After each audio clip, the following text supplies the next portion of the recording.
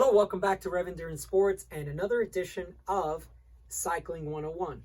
This is a series of videos where I try to tackle some of the confusing things that are probably happening in a race, and you're like, why are they doing that? And that is part of a Cycling 101 or working on your cycling IQ. Now, this is a series, so there was an episode 1 on what is a breakaway. Episode 2 is going to be a why. But before we get going, if you would please like and subscribe and hit that notification bell so you know when I've released another video. Today I'd like to talk about 4 things. There's many more, but let's just focus on 4 things so that the video doesn't get too long. The why. The last video was what is a breakaway? Let's talk about the why. So why does someone get into a breakaway, or why is there a group that is attempting to get in the breakaway? Well, like everything else, the primary objective of being in a bike race is to win, all right? So they're getting in the breakaway to win. And how does that pan out sometimes? Well, here's the thing.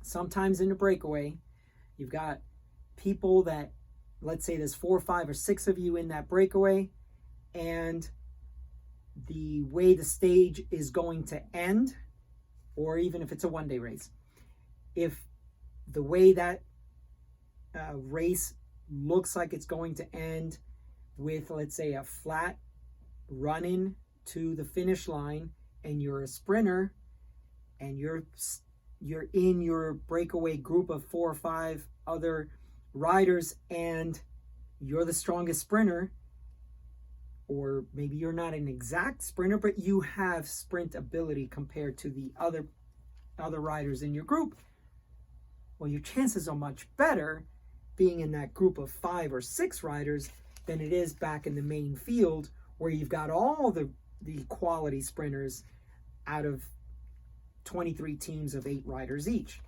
So now you've increased your chances of winning because you are away from the peloton, and you're away from, let's say, a sprint train that leads out the favorite sprinter of that day, or whoever thinks that they could win that day, and they get their team up front. Now you've increased your chances. Now you're one of 6 instead of one of 170 something riders. Okay, so the primary objective to get in a breakaway would be to win, right? But there are other reasons why there might be a breakaway. And the second reason would be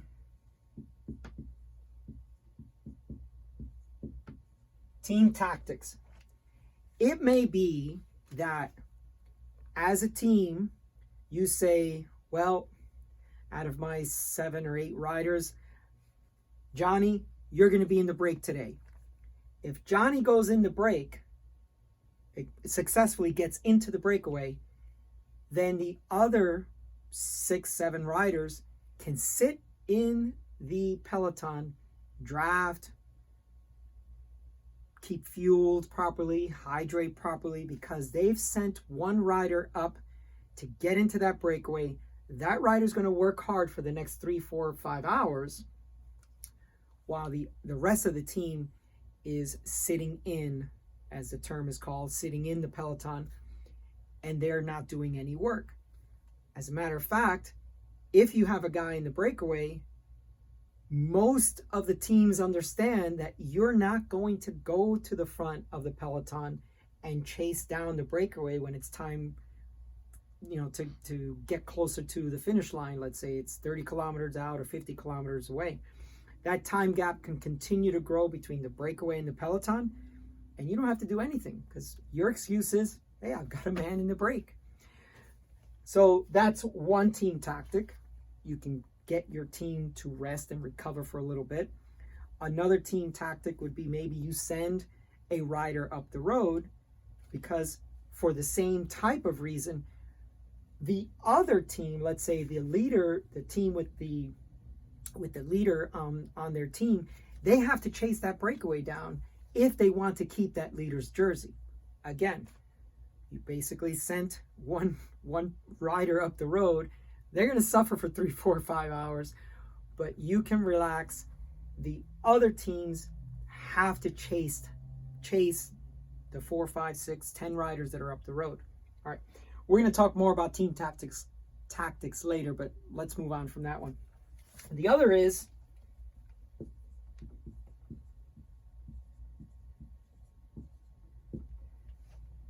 sponsors. Your sponsorship exposure it has to happen. What you may not know about cycling is that the only reason these teams survive is because of sponsors. The bike sponsor, the clothing sponsor, the whatever, right? Sunglasses, helmet, go on and on and on. These sponsors provide product, and then some actually provide money and funds to that team. Some teams are managed by some type of management corporation. But the biggest thing is that these sponsors, they want something. They want something back for their investment. They give you something, you need to now represent that sponsor. Let's say you're out in the breakaway for the next 3 to 4 hours, the whole stage, they're talking about you. They're focusing in on you. The camera pans through the four or five riders in the break. You see their bikes, you see their helmets, you see their sunglasses, you see all of that stuff. You see the wheels, you see all that stuff. And if you're someone who's sitting at home thinking, oh man, I need a new bike, I want a new bike, this inspires you maybe to buy a new bike or a new helmet or any of these other things.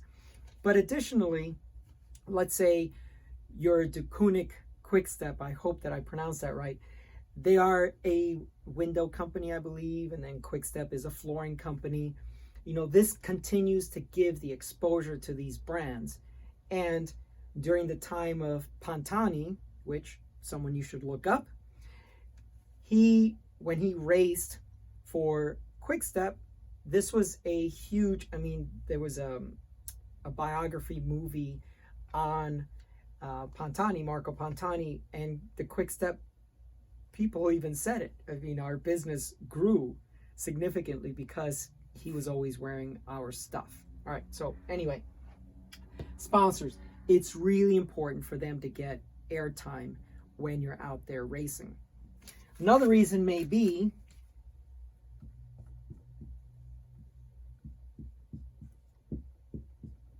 you've gotten an invite to that stage race.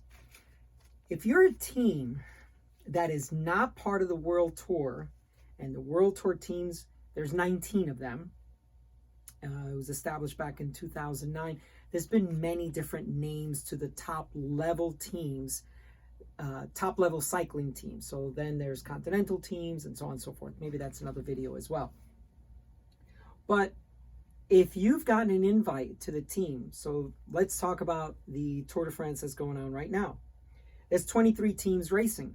So if there's 19 World Tour teams, at least 4 slots. You might have got an invitation. You might be a wild card team. You now need to give that exposure back to the race organizers because they took a chance on you. They brought you into that race, and now you need to create that excitement that sometimes these smaller teams, they don't have big budgets. Since they don't have big budgets, they don't have the high quality of racers, and these riders maybe could get exposure, maybe could get picked up by a World Tour team. So if you are one of those 4 teams, you need to animate the race, as they say. They want you there. You're a wild card team. There's teams that they keep sending people into the break every day. And guess what? You end up talking about them for 4 or 5 hours every day. Here is someone from Androni, an Italian team, and they're not winning any stages, but they're in the breakaway, animating the race, making the peloton have to chase them. day after day after day. So those are just 4 of the reasons of why there is a breakaway. So once again, primary objective of any race is to win. Team tactics, sponsors, they need that airtime. And if you've been invited to a world tour race, then you need to animate the race and give back to those race organizers and say, we belong here. And as I mentioned before, maybe one of those second tier riders might get picked up by a world tour team. Okay, that's all for today, because I want to try to keep these videos shorter. I know that I talk too much sometimes. So if you've got questions, please make comments down below.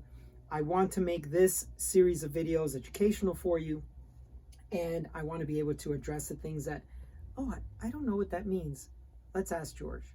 Okay, thank you so much for tuning in, and we will see you up the road.